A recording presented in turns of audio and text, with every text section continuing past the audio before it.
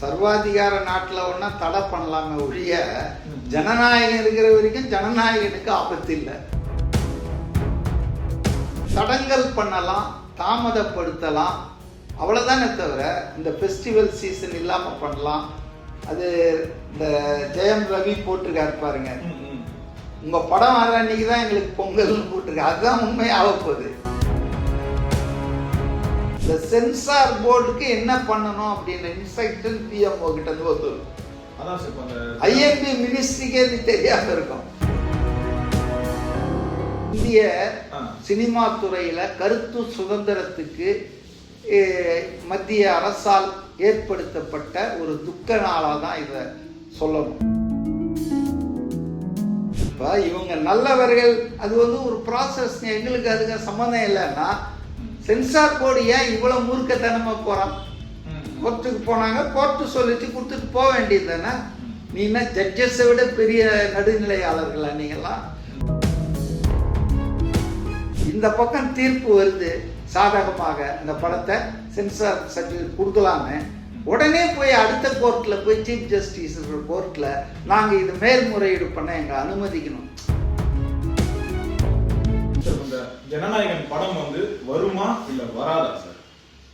வராதுன்னா யாரும் சொல்ல முடியாதுங்க. அப்படியெல்லாம் அதெல்லாம் தப்பு. சர்வாதிகார நாட்டில் ஒன்றா தடை பண்ணலாமே ஒழிய ஜனநாயகம் இருக்கிற வரைக்கும் ஜனநாயகனுக்கு ஆபத்து இல்லை. நம்ம நாட்டில் ஜனநாயகம் இருக்கிற வரைக்கும் நீதிமன்றம் பாருங்க, இன்னைக்கே நீதிமன்றம் அனுப்ப சொல்லியாச்சு. அடுத்தது இவங்க மேல்முறையீடு. நான் நினைக்கிறேன் இது தேவையில்லைன்னு கூட தலைமை நீதிபதி முடிவு பண்ணி போயாடணும். டிஸ்அலோவ் பண்ணிட்டாருன்னா வேற வழி இல்லை, படம் ரிலீஸ் பண்றதுக்கு எந்த பிரச்சனையும் இல்லை. Censor board has to give, இல்லைன்னா அடுத்தது அவங்க இதுக்கு சுப்ரீம் கோர்ட்டுக்கு தான் போகணும். டெல்லியில மேனேஜ் பண்ணுவாங்களான்னு தெரியாது. பட் என்னை பொறுத்த வரைக்கும் தடங்கல் பண்ணலாம், தாமதப்படுத்தலாம், அவ்வளோதானே தவிர இந்த ஃபெஸ்டிவல் சீசன் இல்லாமல் பண்ணலாம். அது இந்த ஜெயம் ரவி போட்டிருக்காரு பாருங்க, உங்க படம் வர அன்னைக்கு தான் எங்களுக்கு பொங்கல்னு போட்டிருக்காரு. அதுதான் உண்மை ஆகப்போகுது. இவங்க ஃபெஸ்டிவல் சீசன்ல இந்த படம் வராததை தடுக்கலாம், முட்டுக்கட்டை போடலாம், தாமதப்படுத்தலாம். ஆனா படம் வெளிவருவதை இவங்களால தடுக்க முடியாது. அது ஒரு நாள் வரும். அது எப்போன்றது இப்ப நம்ம சொல்ல முடியாது. ஏன்னா இந்த கவர்மெண்ட் இந்த அளவுக்கு மோசமாக மூர்க்கத்தனமாக இந்த படத்தை தடுக்கிறதுல பாஜக, ஏன்னா இட் வாஸ் அப்பண்டட். அதாவது விஜய் தாங்க ஆல் பவர்ஃபுல்லா இந்தியாவில் பல முதலமைச்சர்கள் எல்லாரையும் சலாம் போட்டுட்டு இருக்காங்க, வச்சிருக்கோம். எம்பி, எம்எல்ஏ, மாற்று கட்சி எல்லாரும் நம்ம காலில் விழலாம். ஆனா இந்த ஒரு நடிகன் இன்னும் ஒரு தேர்தலில் கூட நடிக்கல, அத ஒரு தேர்தலில் கூட போட்டி போடல, ஒரு எம்எல்ஏ கூட இல்லை, ஒரு எம்பி கூட இல்லை. இவனுக்கு இவ்வளவு திமிரா, நம்மள எவ்வளவு நம்ம சொன்னாலும் இவன் நம்மளுக்கு பேச்சை கேட்க மாட்டேன்றான், நம்ம கிட்ட பணிய மாட்டேன்றான்னு அந்த ஆத்திரத்துல அமித்ஷா, மோடி வகைராக்கள் தான் இதுல ஃபுல்லா இறங்கி இந்த ஆப்ரேட் பண்றாங்க. ஏன்னா நவடேஸ் உங்களுக்கு சென்ட்ரல் கவர்மெண்ட் ஒர்க்கிங் டோட்டலா சென்ட்ரலைஸ்ட் ஆயிடுச்சு. எல்லா துறைகளுக்கும் அது அந்த துறைகளுக்கு இருந்த மந்திரிகளுக்கு தனி அதிகாரங்கள்லாம் இப்ப கிடையாதுங்க. கடந்த 10 வருஷமாவே அதான் எல்லா அதிகாரங்களும் இன்னைக்கு பிரைம் மினிஸ்டர் ஆபீஸ், பிஎம்ஓ, அதுக்கு தான் போயிருக்கு. அவங்க தான் ஒவ்வொரு துறையையும் நீங்க என்ன பண்ணணும் மியர் அனௌன்ஸ்மெண்ட் கொடுக்கிற அமைப்புகளாக தான் மாறிவிட்டன. பல மாநில பாஜக அரசுகளே அப்படி ஆயிடுச்சுங்க. இந்த பாஜக மோடி, அமித்ஷா கையில வந்ததுக்கு அப்புறம், மத்தியில் ஆட்சி வந்த அப்புறம் பல மாநில பாஜக முதல்வர்களே பப்பட்ஸ் ஆக்கிட்டாங்க. அதே போலதான் அந்த சென்ட்ரல் கேபினெட்ன்றது சும்மா பேச்சுங்க. அது நேரு காலத்துல இருந்ததெல்லாம் கிடையாது. மன்மோகன் சிங் காலத்துல கேபினெட் மினிஸ்டர்ஸ் வில் ஹேவ் சே, அவங்களுக்கு ஒரு கருத்து இருக்கும், அவங்க ஒரு ஒப்பீனியன் சொல்லுவாங்க, ஃப்ரீடம் இருக்கும். இப்ப எதுவுமே கிடையாதுங்க. One man at best, 2 men, 2 குஜராத்திகள் தான் இந்த நாட்டை மையப்படுத்திட்டாங்க. அதிகாரம் பூரா மையப்படுத்திட்டாங்க. பாருங்க, இந்த சென்சார் போர்டுக்கு என்ன பண்ணணும் அப்படின்ற இன்ஸ்ட்ரக்ஷன் பிஎம்ஓ கிட்ட இருந்து வந்துருக்கும். ஐஎன்பி மினிஸ்ட்ரிக்கே இது தெரியாம இருக்கும். ஏன்னா நான் இதை ஏன் சொல்றேன்னா, அருண் ஜேட்லியை பத்தி ஒரு ஜோக் அப்ப இந்த 2016 தானே இந்த டிமானிட்டைசேஷன் அனௌன்ஸ் பண்ணாங்களா, அவரே டிவியில பார்த்து தான் தெரிஞ்சுக்கிட்டாராம். Finance minister of the country நிதி சம்பந்தமான ஒரு பெரிய கொள்கையை பிரைம் மினிஸ்டர் ராத்திரி 8 மணிக்கு அறிவிக்கிறாரு. It was never discussed in any cabinet meeting. புரியுதுங்களா? அந்த அளவுக்கு ஒருதலை பட்சமாக, அதாவது political power has been completely cornered, completely centralised. இது ஜனநாயகத்துக்கு நல்லதே இல்லைங்க. அதனால வந்துங்க இது வந்து தடலாம் பண்ண முடியாதுங்க.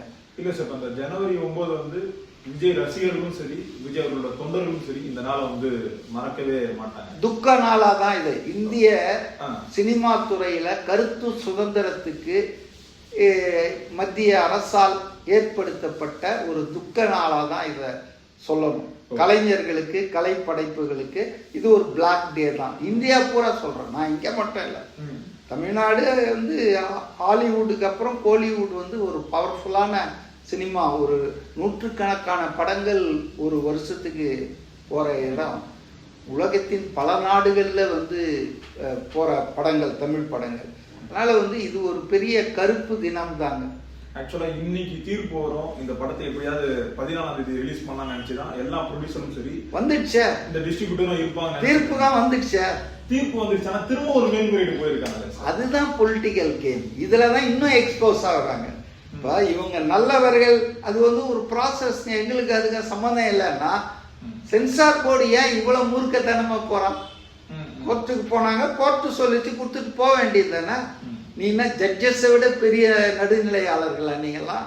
So this shows proves the culpability of ruling party in central. இப்போ மோடி கவர்மெண்ட்டுக்கு இதில் எந்த அளவுக்கு இன்வால்வ்மெண்ட் இருக்குதுன்றத நீங்க பாருங்க. இம்மிடியேட்டா போறாங்க பாருங்க. லீகல் ஒப்பீனியன் கேட்பாங்க, ஒரு 2 நாள் டைம் ஆகும், அதுக்குள்ள இந்த படம் ரிலீஸ் ஆயிடும். அதெல்லாம் இல்லை. The very moment. நீங்க சொல்றதை வச்சு நான் சொல்றேன். I have not watch the court proceedings. நீங்க சொல்றதை வச்சு நான் சொல்றேன். இந்த பக்கம் தீர்ப்பு வருது சாதகமாக, இந்த படத்தை சென்சார் சர்டிஃபிகேட் கொடுக்கலான்னு, உடனே போய் அடுத்த கோர்ட்ல போய் சீஃப் ஜஸ்டிஸ் கோர்ட்ல நாங்க இது மேல்முறையீடு பண்ண எங்க அனுமதிக்கணும். அனுமதிக்கிறாரா இல்லையான்றது இந்த வரைக்கும் எனக்கு தெரியல. But in is own wisdom he may permit under political directions. இப்பெல்லாம் நீதித்துறையும் வந்து அப்படிதானங்க ஆயிப்போச்சு. பொலிட்டிக்கல் இன்டர்ஃபரன்ஸ் இல்லைன்னு நம்மளால மனசாட்சியில வச்சு சொல்ல முடியுதா? அதனால வந்துங்க let us wait for the good news. இப்போ ஒரே டைம்ல வந்து விஜய் அவர்கள் வந்து மத்திய அரசும் சரி, மாநில அரசும் சரி ஒரே டைம்ல கதற விட்டுட்டு இருக்காரா சார்?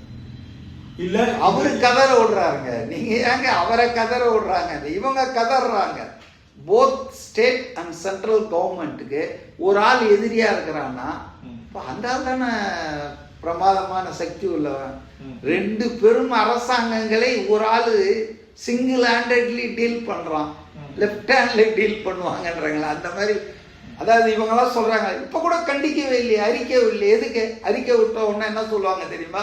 இந்த வாய்ங்க சொந்த விஷயம்னு அறிக்கை விடுறாரு பார்த்தீங்களா? மற்றவங்களுக்கெல்லாம் தக்காளி சட்னி, இவருக்கு மட்டும் ரத்தமா? இப்போ ஒன்றிய அரசுக்கு எதிர்த்து பாஜக எதிர்த்து அறிக்கை விடுவாரா? அப்போ வியாபாரம்னா இவரு இப்படி பேசுறதுக்காக காத்துட்டு இருக்கிற வாய்கள் இது. ஆனா இவங்கெல்லாம் இந்த பாசிசத்தை எதிர்த்து குரல் கொடுக்க மாட்டாங்க. இப்பவும் அடிபட்டு பாதிக்கப்பட்டிருக்கிற, அச்சுறுத்தலுக்கு ஆளாயிருக்கிற விஜயை தான் குறை சொல்லி அறிக்கை விடுவாங்க. இவங்களுடைய யோகியத்தை புரிஞ்சுங்க. ஜனங்க எல்லாத்தையும் பார்த்துட்டு இருக்காங்க. நல்ல வேலையா இப்போ வந்து பொது வெளியில எல்லாமே ஓப்பன் ஆயிடுச்சு. News papers, media, social media, televisions எல்லாம் வந்து ஜனங்க பார்த்துட்டு இருக்காங்க. எல்லாருக்கும் தெரியுது இது எவ்வளவு அப்பட்டமான அரசியல் காழ்ப்புணர்ச்சியில ஒரு சினிமாவை பந்தாடுறாங்க. ஒரு நல்ல நடிகர் தலைவரானா அவர் அரசியல் கனவை சிதைப்பதற்கான முயற்சியில எவ்வளவு குரூரமா மாநிலத்தில் ஆளும் கட்சியும் மத்தியில் ஆளும் கட்சியும் ஒன்னா சேர்ந்து பண்றாங்கன்னு சொல்ல, ஒரே நோக்கத்துல பண்றாங்க.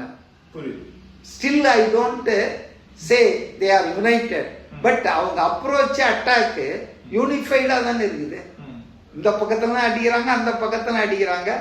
Let us hope Vijay will emerge successful. இந்த ஜனநாயகம் தள்ளி போக விஜய் அவர்கள் இந்த அரசியல் பலம் வந்து கூடிட்டே போதா சார்? அது மக்கள் மத்தியிலும் இந்த தேர்தலை வந்து பிரதிபலிக்கும் நினைக்கிறேன். நேச்சுரலி அதாவது வந்துங்க ஒரு ஆளை நான் ஏற்கனவே சொல்லியிருப்பேன் உங்ககிட்ட கூட, ஒரு மாசம் வச்சு செஞ்சாங்க இல்ல டிஎம்கே ஆளுங்க. செப்டம்பர் 27 அக்டோபர் 27 வரைக்கும் ஒரு மாசம் அமைதியா இருந்தாங்க அவங்க.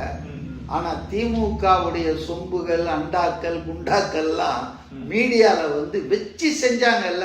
கொலையாளினே முத்திர குத்துனாங்க, கிரிமினல்னாங்க. ஒரு நீதிபதியே சொன்னார் ஓடி ஒளிந்து விட்டார்னாரு. அடுக்குமா இதெல்லாம்? ஆனா அவங்க சைட்ல இருந்து எந்த பதிலும் சொல்ல. நாங்க ஷாக்ல இருக்கிறோம், நாங்க இரங்கல் நிலையில இருக்கிறோம் அப்படின்னு சொல்லிட்டாங்க. ஆனா ஒரு மாசத்துக்கு அப்புறம் மக்கள் என்ன சொன்னாங்க? பாதிக்கப்பட்ட ஃபேமிலிகளே வந்து அரசாங்கத்தை தாங்க குறை சொன்னாங்க. செந்தில் பாலாஜி எம்எல்ஏவை தான் குறை சொன்னாங்க. Never nobody criticised Vijay. இந்த 41 பேர் இறப்புக்கு விஜய் காரணமே இல்லைன்னு செத்த குடும்பத்துல இருந்து பேசுறதெல்லாம் நான் பார்த்தேன். அதனால எதையுமே நீங்க ஓவர் டூ பண்ணீங்கன்னு வச்சுங்களேன், அளவுக்கு மீறினால் அமிர்தமும் நஞ்சு. அது மாதிரி ஒரு எதிர்ப்பை ஒரு ஆளுக்கு மேல நீங்க ரொம்ப காட்டிக்கிட்டே இருந்தீங்கன்னா, நியாயம் இல்லாம ஒரு சரியான காரணம் இல்லாம, அதுவே அவருக்கு பலத்த மக்கள் மத்தியில இவன் தாண்டா இந்த 2 பேரையும் சமாளிக்கிற வல்லமை படைத்தவன், இவனை தாண்டா ஆதரிக்கணும். எத்தனை நாளா எங்கேயா போயிருந்த உன்ன மாதிரி ஆளு தான் எதிர்க்கிறோன்னு ஜனங்க பூரா அந்த ஆள் பக்கத்துல போயிடுவாங்க. யார் இப்படி வந்து கடுமையான தாக்குதலுக்கு ஆளாகிற? இது ஒரு சைக்காலஜிங்க. இந்த சைக்காலஜி தெரியாம ஸ்டேட் கவர்மெண்ட்டும் சென்ட்ரல் கவர்மெண்ட்டும் the more they give trouble, difficulties, create difficulties for Vijay, அது பூரா அவருக்கு வந்து ரோஜா பூ மாலையா அவர் கழுத்துல விழப்போகுது. இந்த 2026 ஜனநாயகன் விஜய் வந்து வெல்லுவார் நினைக்கிறீங்களா? ஜனநாயகமும் வெல்லும், ஜனநாயகனும் வெல்வார். பாப்போம் சார், பொறுத்திருந்து என்ன நடக்குது.